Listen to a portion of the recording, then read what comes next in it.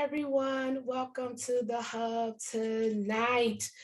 I am your host, B. Smith, tonight. I'm excited about tonight. It's going to be phenomenal. The Hub is where we discuss health, finances, community, and education and politics.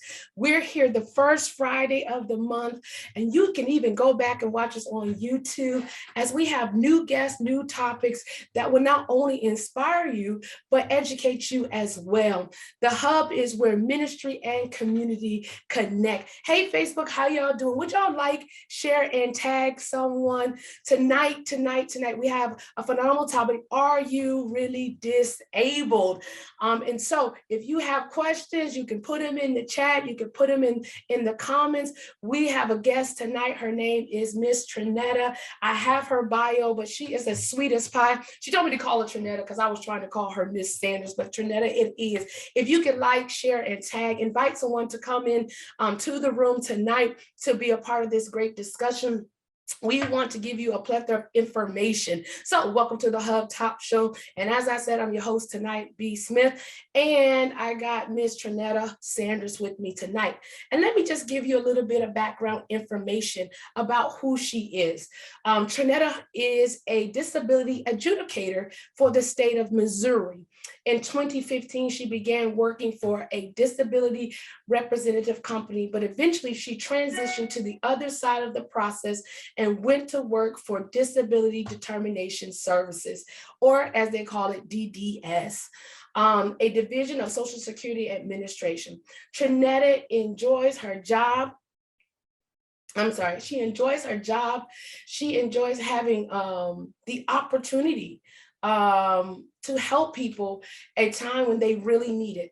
Trinetta is the proud mother of two, a grandmother, and most importantly, a child of God. So everybody welcome Trinetta. Can y'all say hello to Trinetta? She's here tonight as we discuss, are you really disabled? So come on in the room. Hi, Trinetta, how you doing? Hi, I am well. How are you? I'm good. You look so cute tonight. So let's jump right on in. Yes, I'm excited about tonight.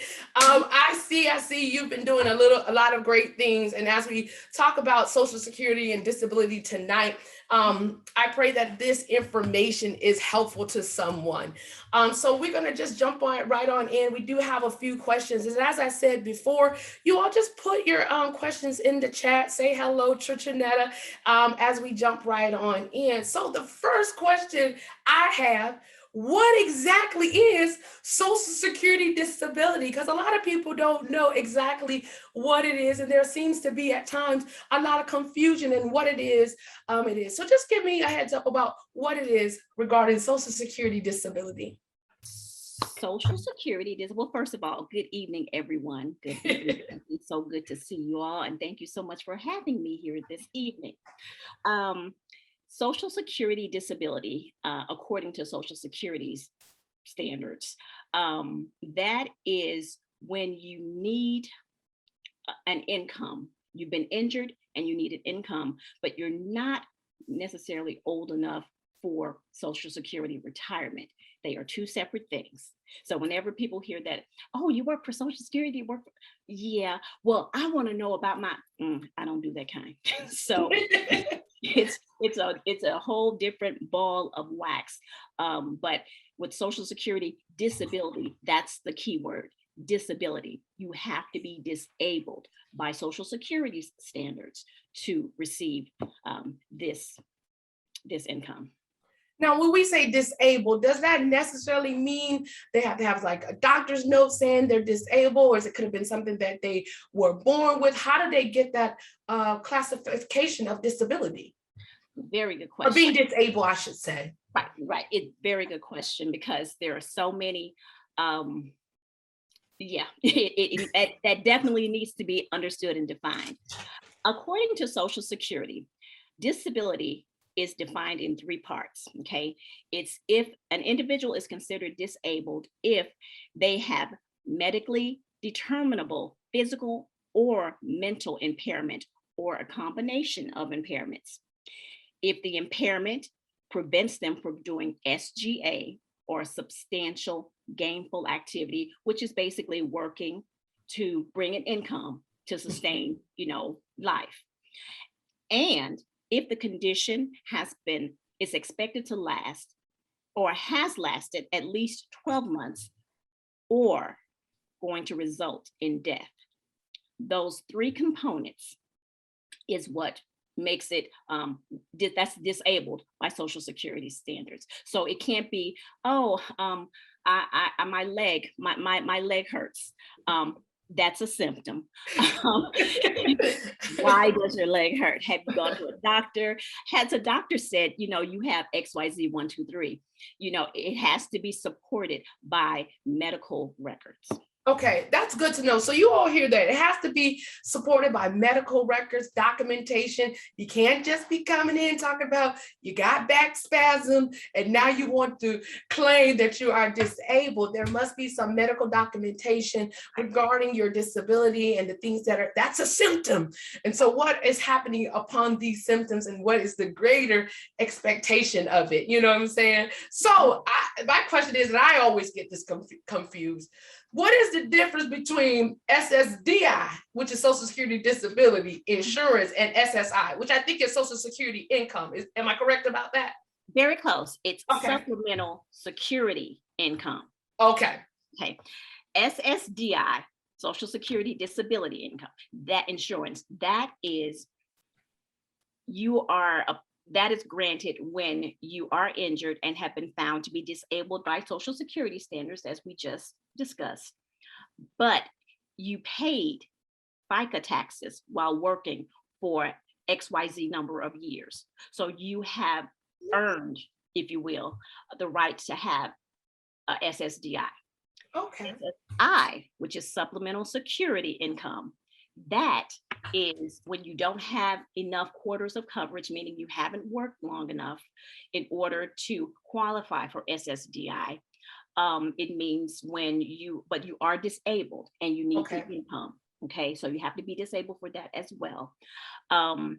That's what a lot of, maybe if there's a disabled child, and I don't really do disabled children's cases, but if there's a disabled child, if there's someone who has never worked, someone who hasn't worked in a very long time, they may qualify for SSI if they are injured.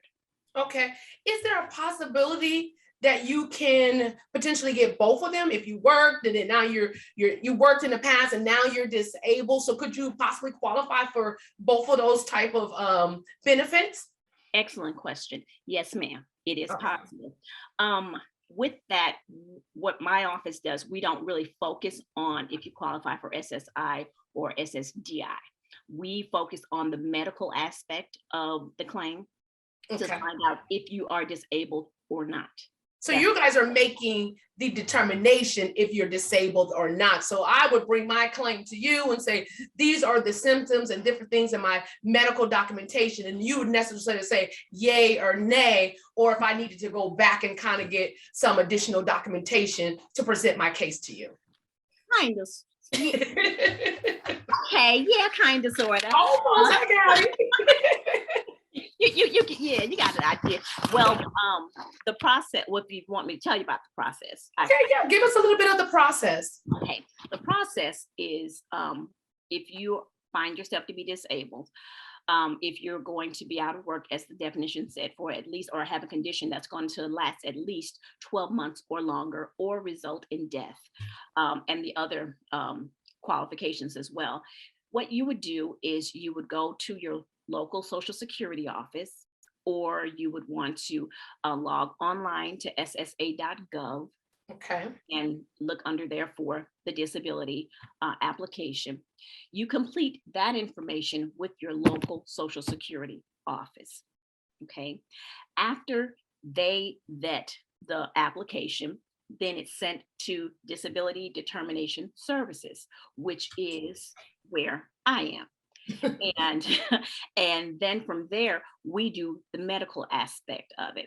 We request records from your doctors that you have listed that you've seen since you've been injured. We request records. So let's say, for example, the date of injury or disability is February 12th, 2022. Well, we will go back as far as February 12th, 2021, Okay. a year. So we will request records from your doctors that you listed, and we will send paperwork to the client as well to complete, to tell us their version of how their disability is affecting their lives. And then we review all of that information, and look at the different components. It's more than just what we see on the paper and what they tell us on their application and their questionnaires. So it varies. But from there, once we have all the evidence, it's reviewed and a decision usually can be made from there. So basically, you all kind of do you all's investigation and gathering your background information. And I heard that you go kind of a year back to get all that information to see, because that may be helpful for their case as well. That it just did not occur, but actually this has been ongoing symptoms. These are ongoing behaviors that they have had for years now, but it may be manifesting itself now, and you all need to be made aware of that. How long? Now that sounds like a long process, because you got to go back. And what if this person lived in different states and different cities? Do you guys go back to every medical provider they've had in the past and gather that document, or you kind of what they have right there? Well, it depends again on how far back they're going. We don't, if you will, chase them around the country. We don't do that. What happens, let's say you're in Oklahoma, and your case was there, and then you moved to, Missouri, Illinois, your case is transferred. Okay. Okay. And which, life happens, we understand, but with each transfer, it adds time on to your wait time for a decision for your claim. Okay. Yeah. So yeah, it can add life to the length to the claim. Yeah.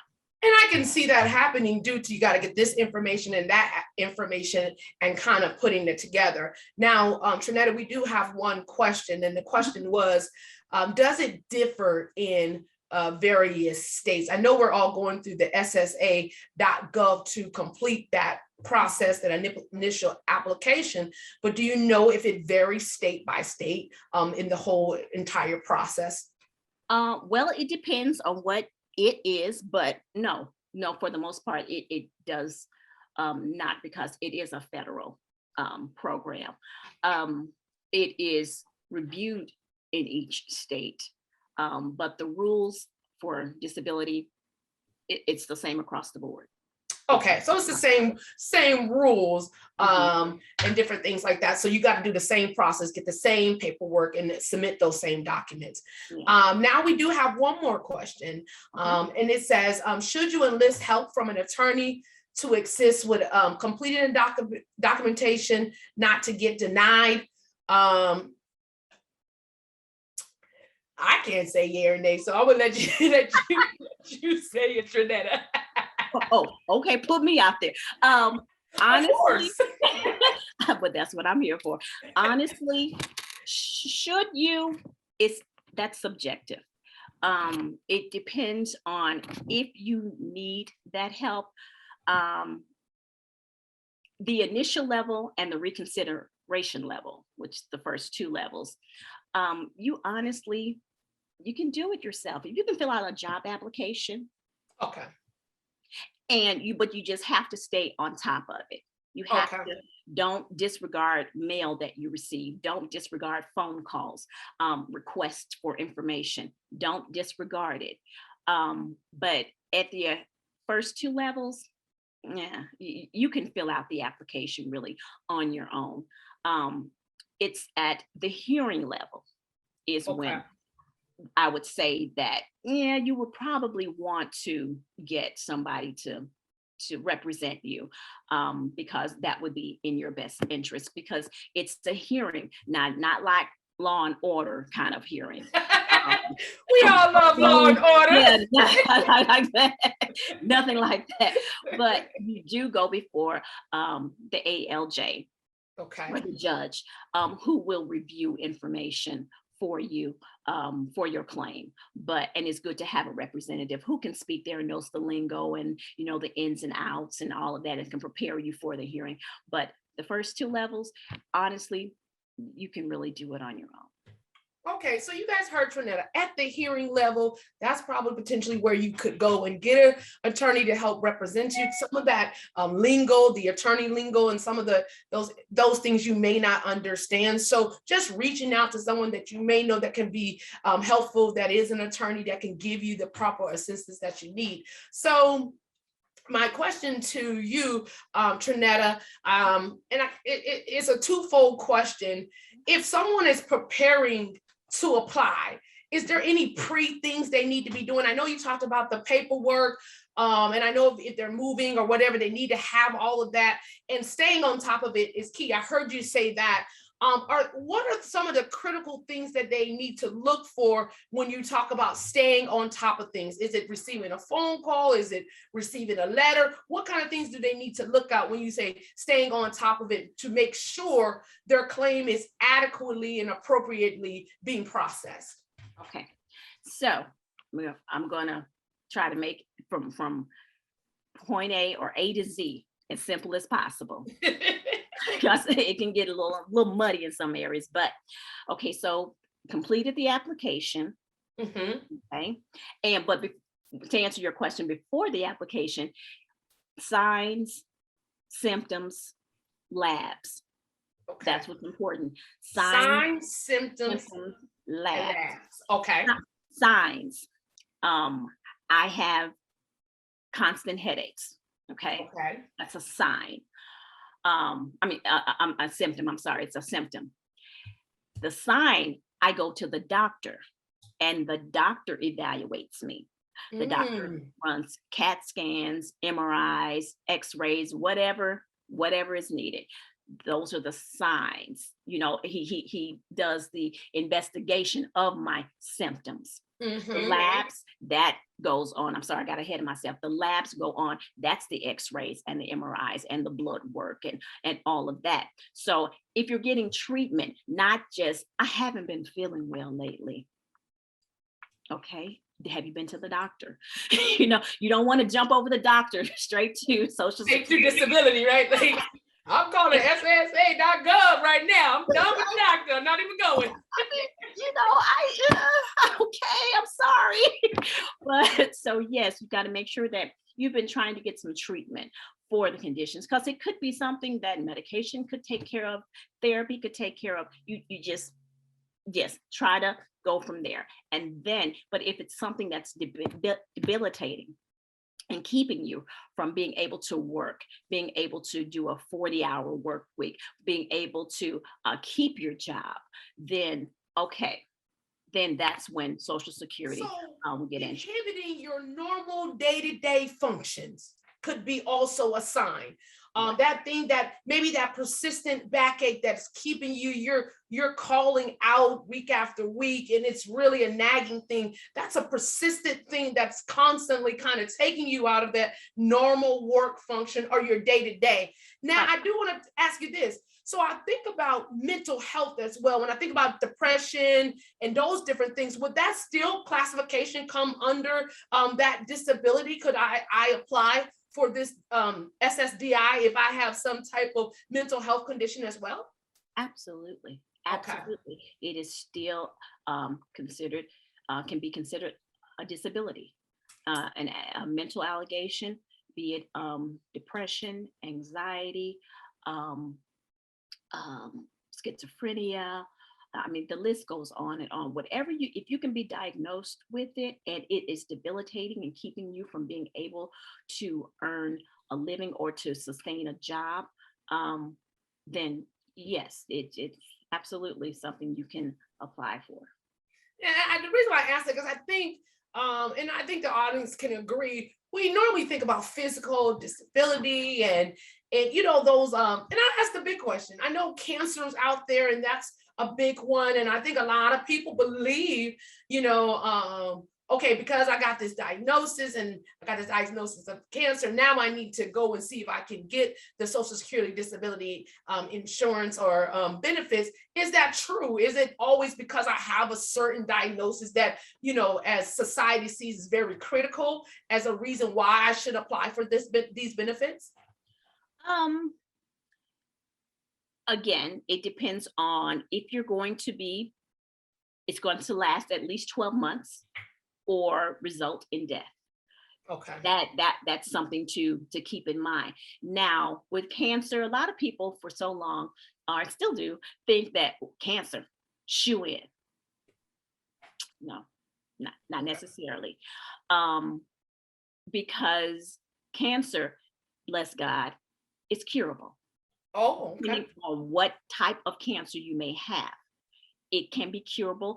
You know, we will watch it, we will, you know, and the wait time, you know, it can take an average of 3 to 6 months for a decision at the initial level to be made. Wow. The reconsideration level, which is basically saying, well, you denied me, but I still think I qualify for disability. So I want you to, as it says, reconsider my application. So you file an appeal, and then we take another look. That level can take about 3 to 5 months. If you're denied at that level, then you just keep trudging on and file another appeal. The next level is the hearing level. Now, at that level, it's a longer wait than you would have been used to, than clients are used to, because, you know, it's 3 to 6 months, 3 to 5 months. Okay. But at the hearing level, it can take an average of 9 to 23 months for a date to be set for you to have a hearing. Wow. So, and things are now, because things were kind of like this with the pandemic, there were no in-person hearings. Everything was done like you and I are talking, you know, by video or by telephone. Now offices are reopening. So that wait time is going to go, you know, up and down. We don't know how long it's going to take. And because you have to work with everyone's schedule, the judge's schedule, the court schedule, the representative schedule. And then once they get all of that together, and then there are at least 1 million people literally waiting for hearings. Wow. So, My goodness. yeah. So you have to just be patient and wait. And I know that can be difficult, but in the meantime, you know, you just keep letting your representative know that I've gone to the doctor. I have records here. I've had this new diagnosis. I've had this treatment. I went to the emergency room this time. I've been hospitalized at this time. So records can continually be gathered and reviewed and added for evidence. So that's that consistency you're talking about. That's that waiting and that patience when it comes to your claim.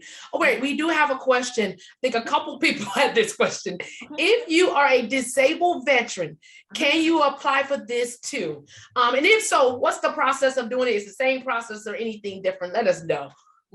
Yes, you can apply for SSDI or SSI if you have qualified for disability, veterans disability.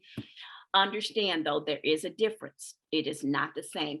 You know, I have a lot of cases, claimants that I've spoken with. They'll say, well, you know, I have 80% disability with the VA. I have 100% disability with the VA.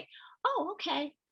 Social Security, they're not impressed. They're, you know, like, okay, yeah, that's nice, because they do their own review. They do their own information investigation into your condition, because it may not fit under their definition of disabled. But yes, you absolutely can still apply. I do know people, there are cases when they're receiving VA benefits and SSDI or SSI. Okay. Now, is there, for those disabled veterans out there, so would they take their same documentation they presented to the military and present it to the Social Security Administration, or is it just filling out whatever you all are requiring, and then those are kind of be their supplemental documents? Because, you know, as a military, they're everywhere, but I know they usually have medical file or medical record, and so their stuff is usually together. So kind of like, what is the process for them? Well, it's the same because Okay. be it VA or be it non-veteran or I can't think of the other term when you're not civilian. There you go. Civilian. No There you civilians here. Okay. But, this process is the same. When you complete the application, you list who your treating sources are. Okay. Okay. You don't have, unless you have a stack of records, you don't have to bring records. You don't have to provide them. Because one, we don't want you to incur costs. It's cost to get medical records. Okay. So you just put down who the sources are and leave the rest to us to let us, request those records from your providers.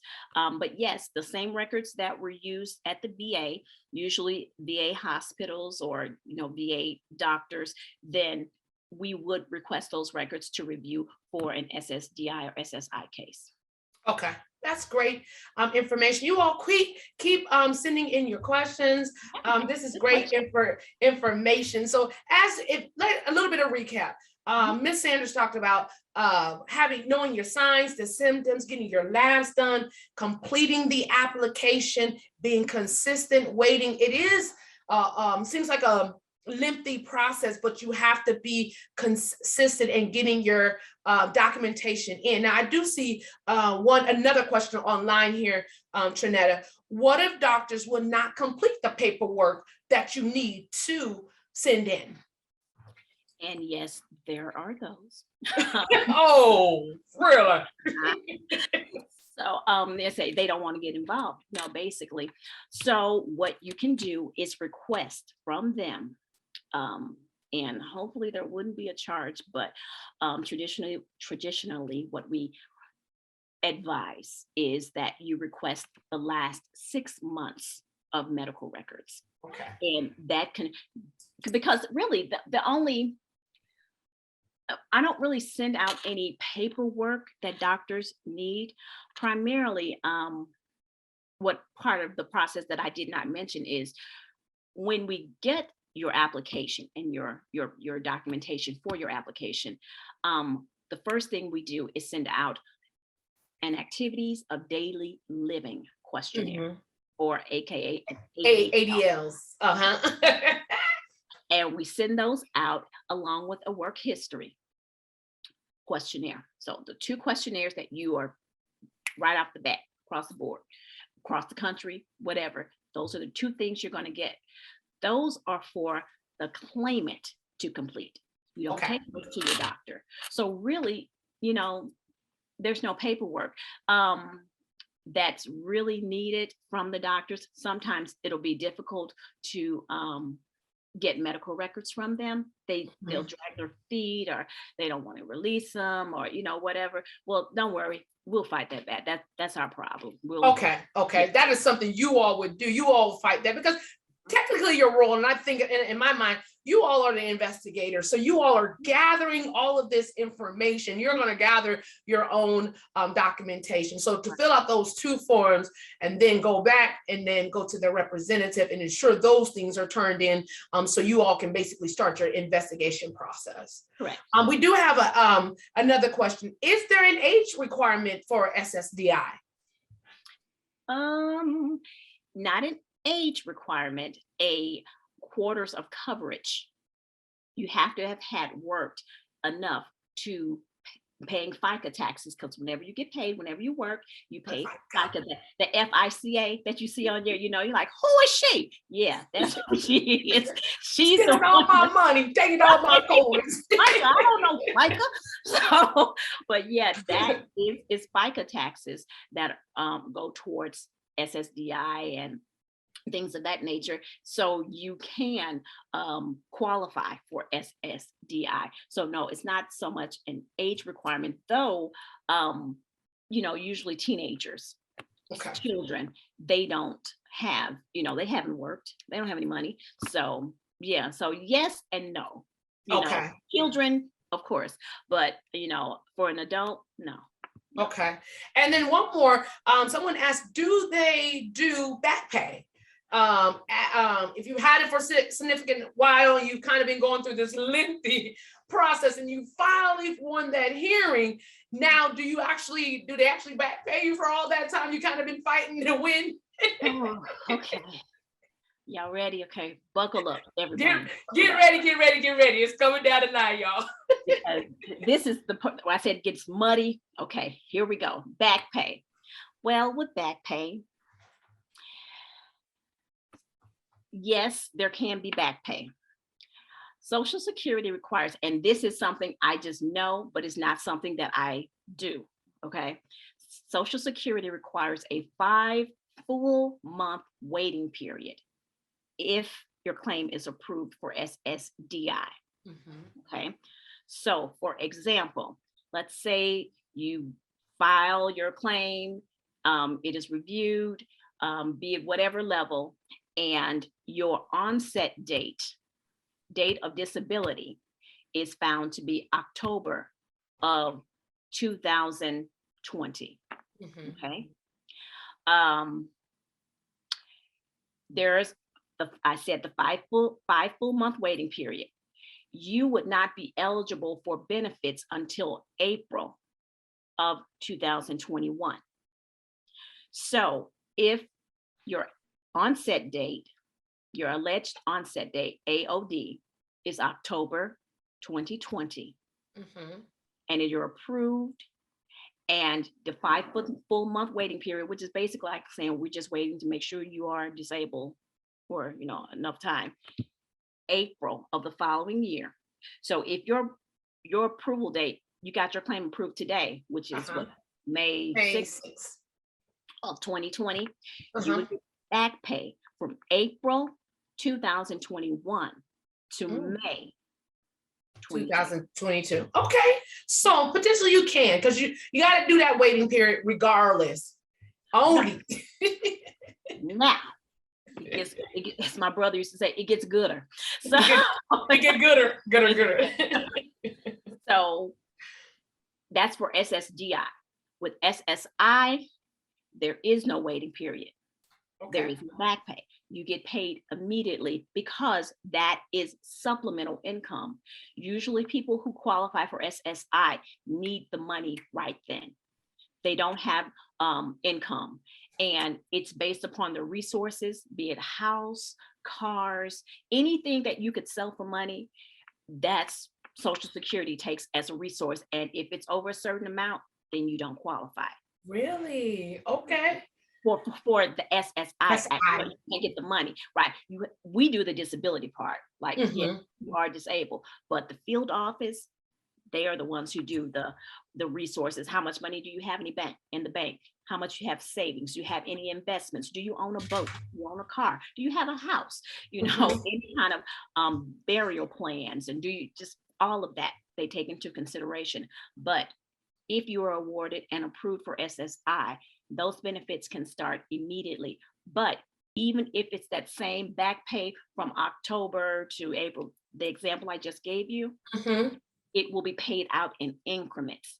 Oh, you don't get a lump sum like you won the lottery, huh? Because even with SSI, you can only have so much income. Okay, incoming in. So they'll pay it out to you, but they'll, dish it out in increments.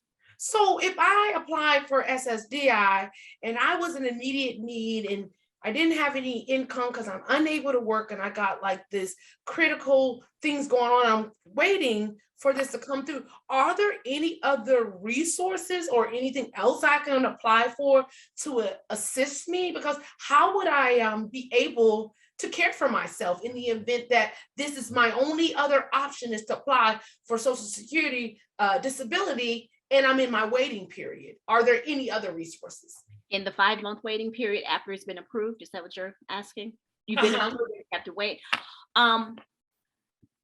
Honestly, when I was working for the non-attorney rep, what we would just recommend, because there really aren't any programs that Social Security has, you could, if you qualify for, SSI, SNAP, things of that nature, you could try that.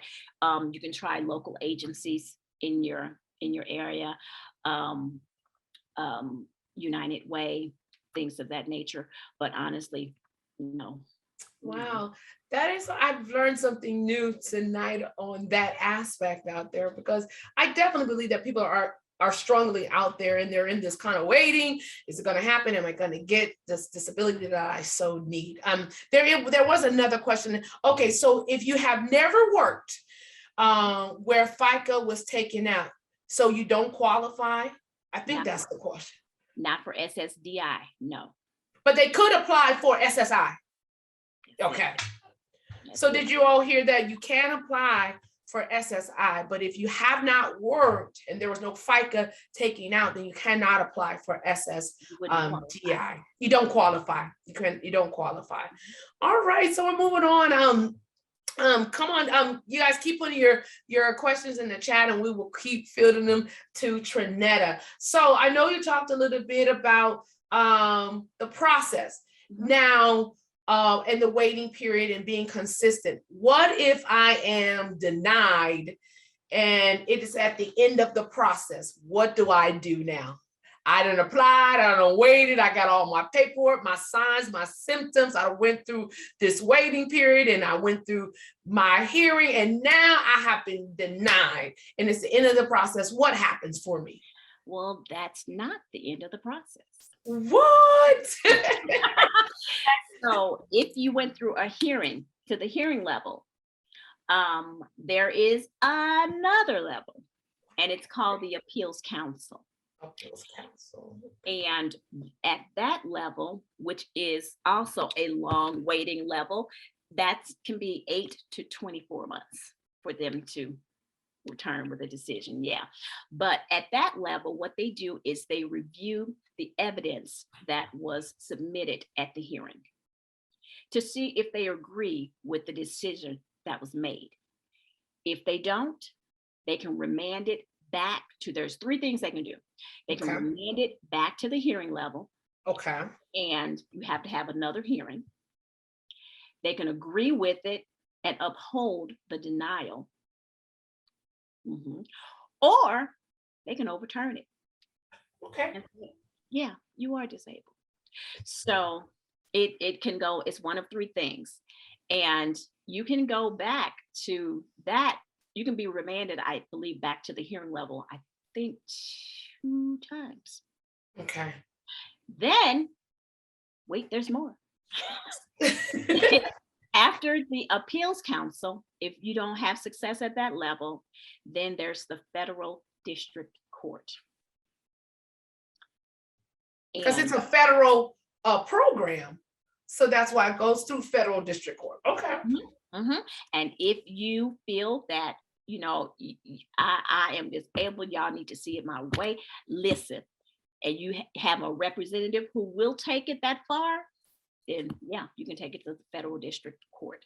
Now, if I'm remanded to back to the hearing level, do I need to present new documentation or what does that look like? Is that an internal process of something you do or do I need to do anything?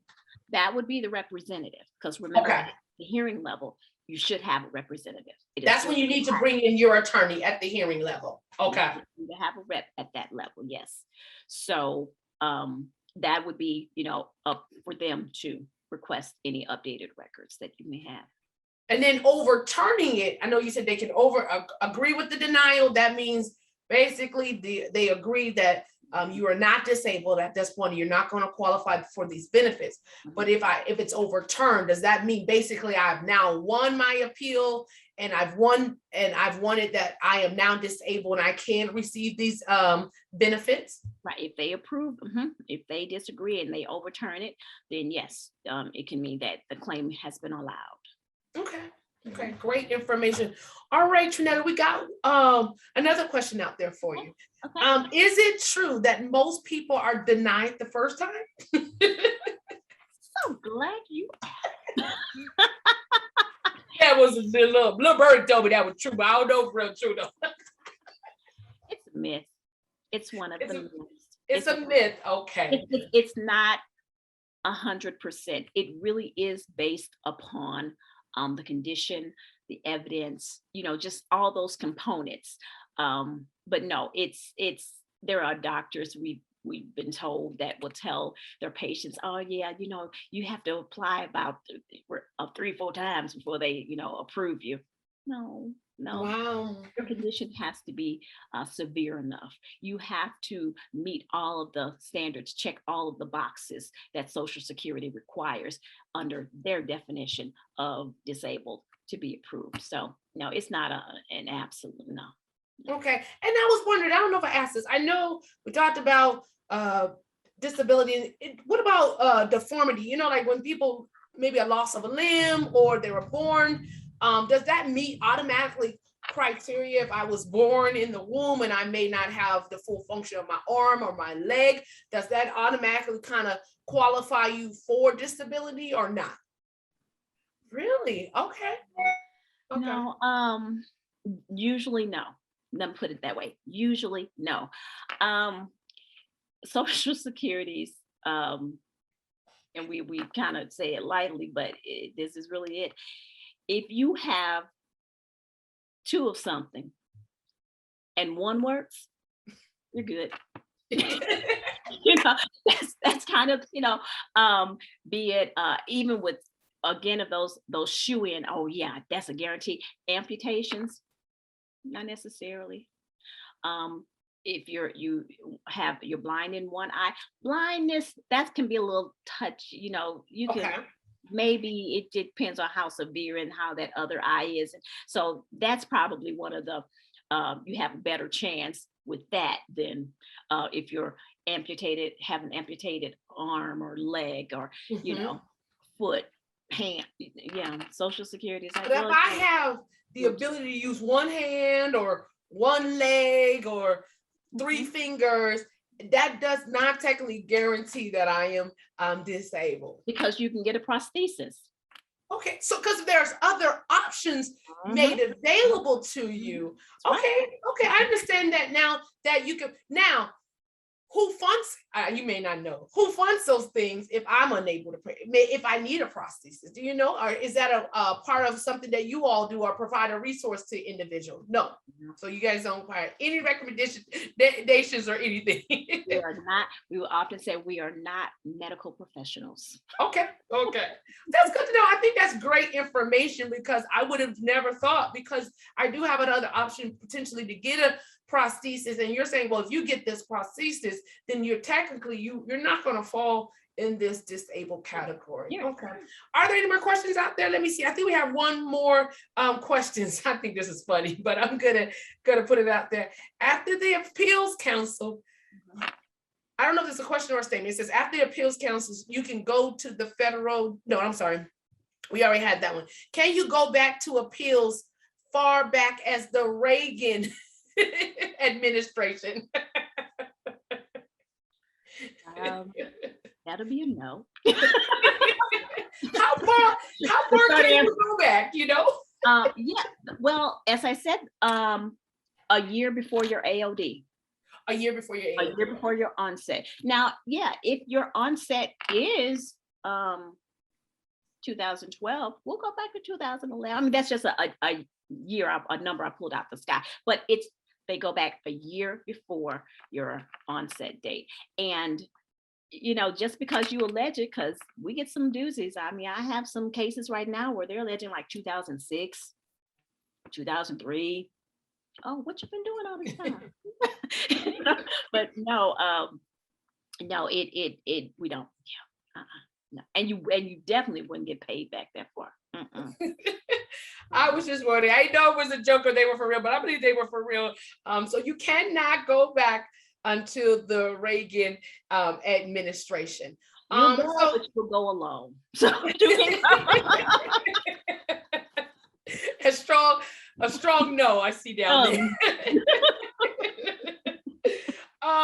I do have another question for you. You all keep putting your questions up there. We'll keep answering for you.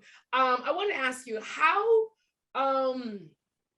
some people ask, how did my family member friend get approved for disability quicker than me when my condition is the same or the worse? And I think we have my cousin had it, I got it. So why did my cousin get it and I didn't get it? Or my coworker on my job got it and I didn't get it. So can you tell me the tricks about getting it or how she get it?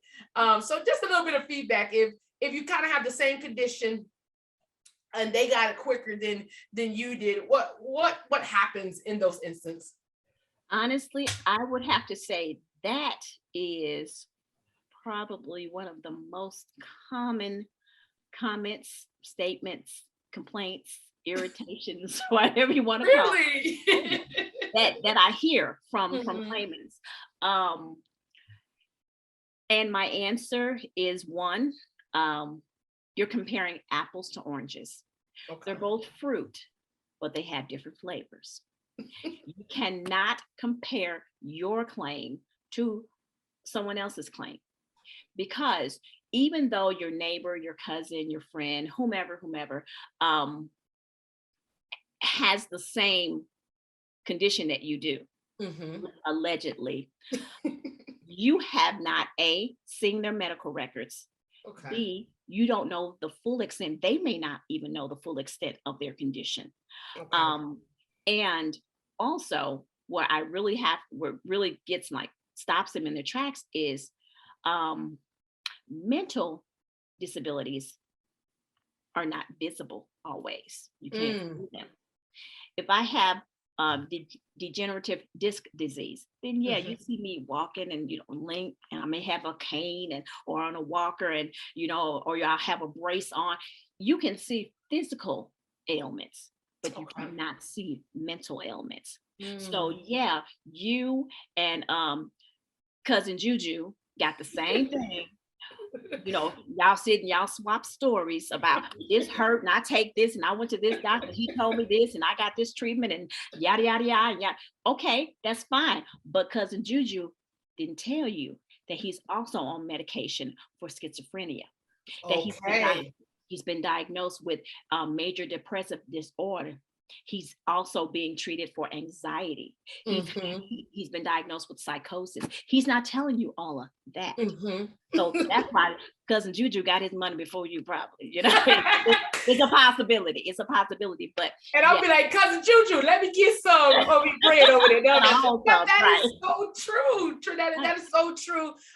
Because a lot of people do not want to disclose all that they are going through. And then you also, when you're looking back and you're doing your investigation, there could have been an earlier onset of when this was happening that they didn't even know, or they've been taking medication and they stopped it and they came off and they started again. So I can definitely see that happening. But I will call cousin Juju so I can get a piece of his bread. Right. And they've been taking the medications for so long that, they don't even think about it. My back is hurting. My knee is hurting. I'm on a cane. I'm on a walker. They don't even think about that medication they're taking for, depression, because it's just part of their regular everyday whatever. Even if it is a medical disease like a condition like seizures, epilepsy, things of that nature, it's not visible and it could be controlled perhaps. But you think y'all got the same thing. Because it could be controlled on the medication and different things like that. And you think you got the same diagnosis and you don't. And because there's other factors that go on with that. So cousin Juju, I'm going to be calling them up. But we got another question for you.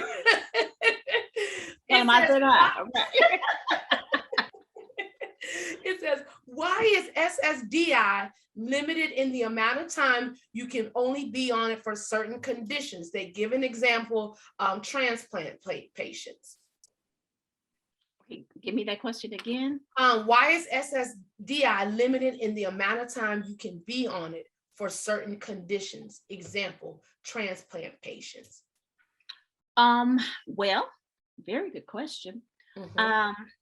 Not necessarily. Okay. With some conditions, like transplant, you get the new organ, and then there's a wait time to see if your body does not reject it, that you are able to return to a full fund. Let's do a kidney, okay? Because dialysis is usually shh, don't tell nobody. It's usually one of those kind of shoe in things.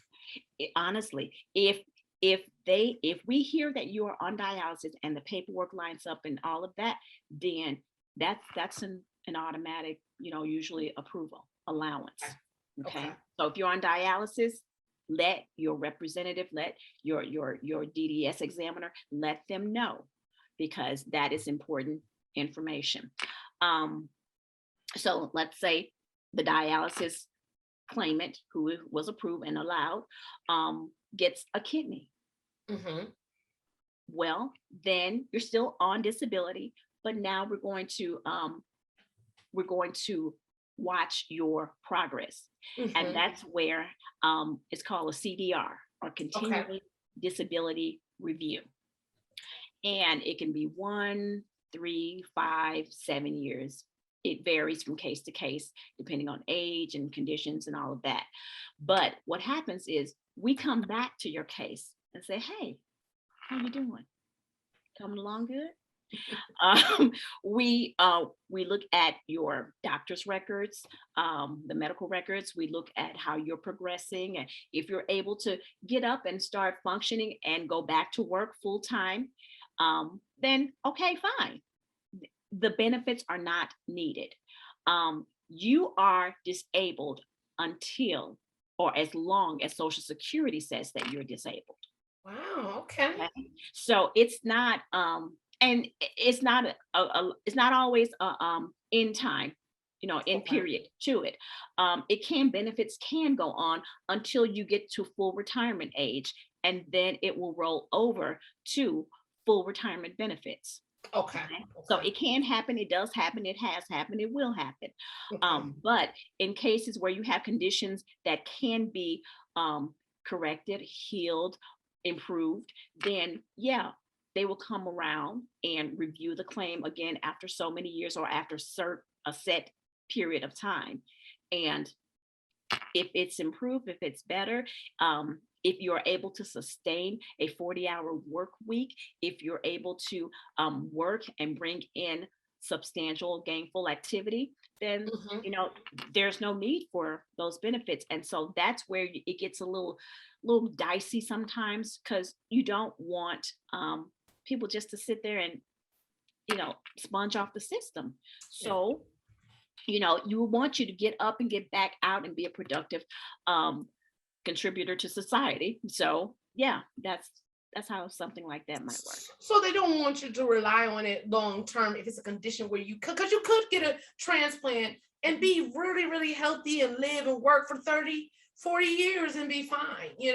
And so those benefits may discontinue at that point where you're doing really, really well. So it's not designed to be for something for you to be on long term if you have the ability to go to work and to work. Right. It's designed to be the income or resource that you need if you are really disabled, if you're Okay. unable to work. Now, there's also something called a closed period benefit. Okay, buckle up again, y'all. Here we go. Closed period benefits are if, let's take a cancer diagnosis.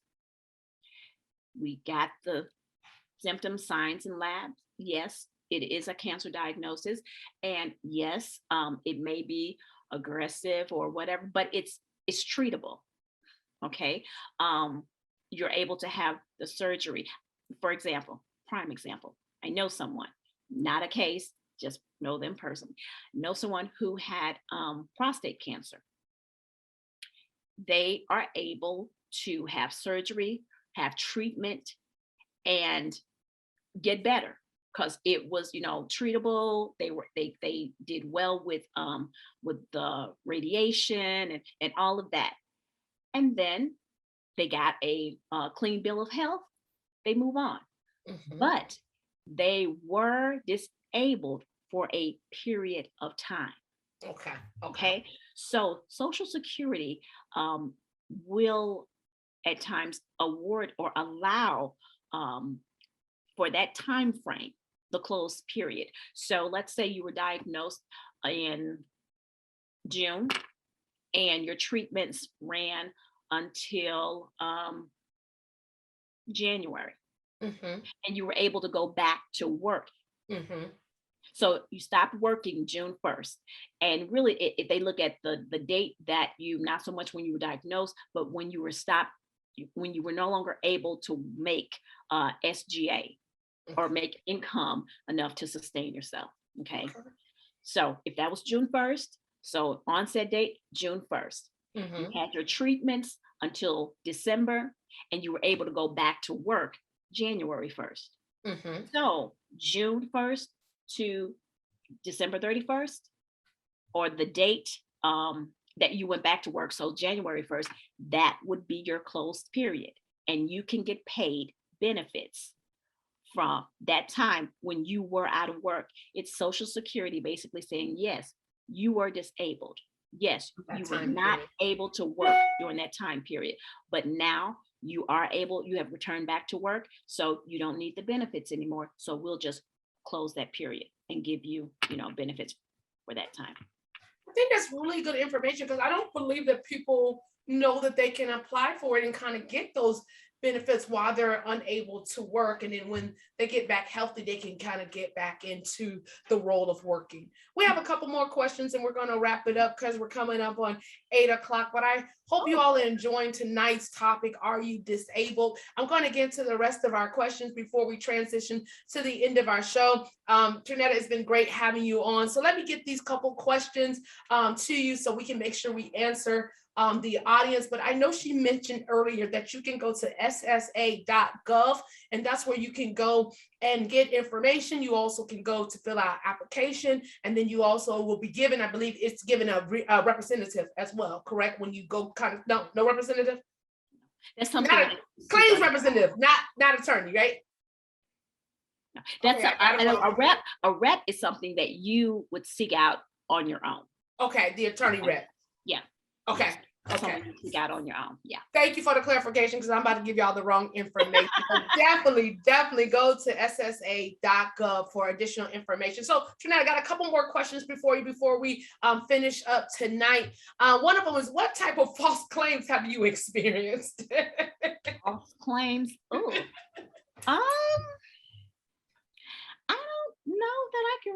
I don't know if I don't know. False claim. That's what.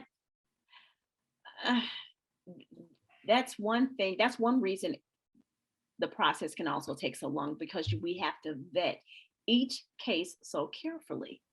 Because there are those who just don't want to work.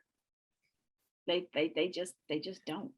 They want to wake up in the morning and they're like, let me go collect my check. and I've had, calls in the past where, people call, well, did you get the records from Dr. So-and-so? Because he told me I'll never work again in my. You're excited about that? Okay. I'll look into that. Yes, sir. But I can't say that I've really had any fraud case that I know of. All right. But that probably will come about. Who knows? But right. Last question before we transition. I know we're getting closer to the end. Last question. How does it work if a person has been in jail most of their life and needs help now? That's a good question. Mm-hmm. Can they even get help even if they're in jail? In jail, no, you cannot receive benefits while you are incarcerated. Okay. Even if you start the process before, I have had that, where you have someone who completed their application and started the process, and then they disappeared on me. I didn't hear from them. Nothing. They were incarcerated. Mm-hmm. If the claim had been approved, or if they had been receiving benefits would be paused. Okay. But in this case, from what I'm hearing, this person has been incarcerated most of their life. If they are disabled and they meet those previous qualifications that we mentioned, then they couldn't apply for SSI. Okay. It's no different. So you can receive SSI in jail? You can't receive anything.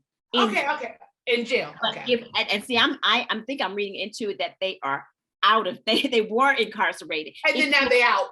Right. If you are, even if you were approved and you went to jail, benefits will stop. Even if you're in jail right now, incarcerated right now, no, you won't. So what happens? Is the money just held up and then released when they're out of jail? So would they get like a back pay, or would it just start from whenever they're released and it will just start over for them? That's a Social Security, a field office question, because they are the ones who stop the benefits or pause them. I do have claims where the individuals have been incarcerated, and I have to request records from when they were incarcerated. But if you're incarcerated currently, you will not receive benefits while you're in jail. Okay. You all heard it. Don't go to jail. You're not getting any benefits.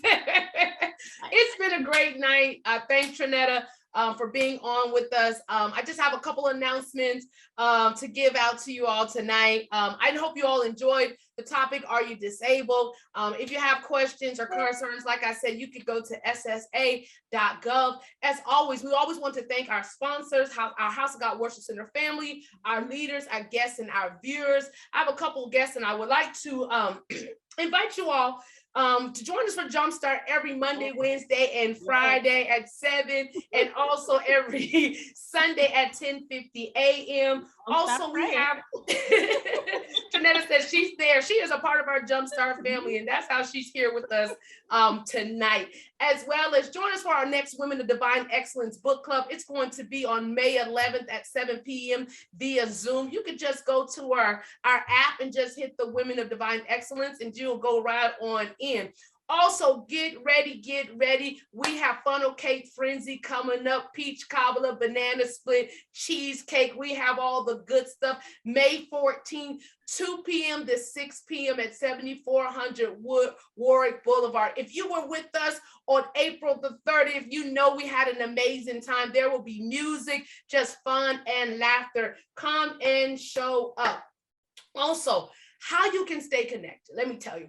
Download our app. You can get everything and be a part of every event that we are having by downloading our app. You'll know what's going on. You'll know what's taking place, and you can just jump on right on in where we are. So these are all the announcements that I have. And lastly, most importantly, join us on Sunday mornings at House of God Worship Center at 11 a.m. for our worship service at 2510 Build America Drive.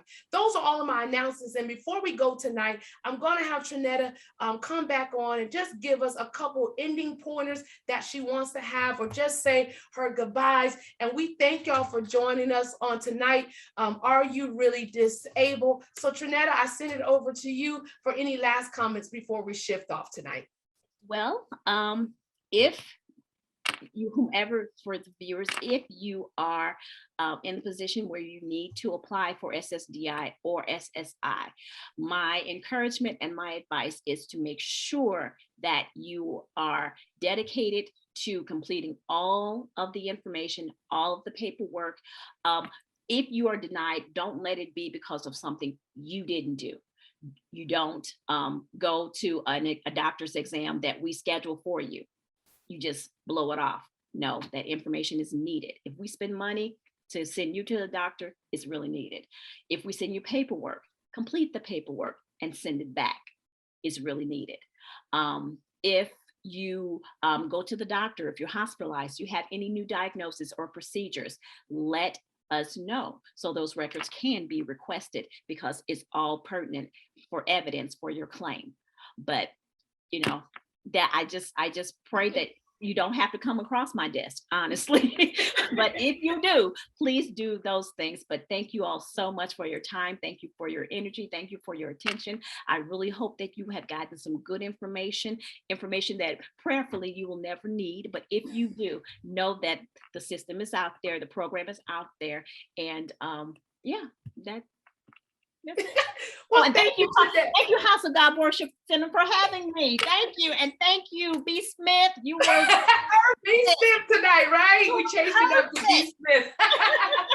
It has been great talking to you, Trinetta. We thank you to all of our Facebook viewers tonight. We hope you'll be back next month, the first Friday of the month. We will be here again.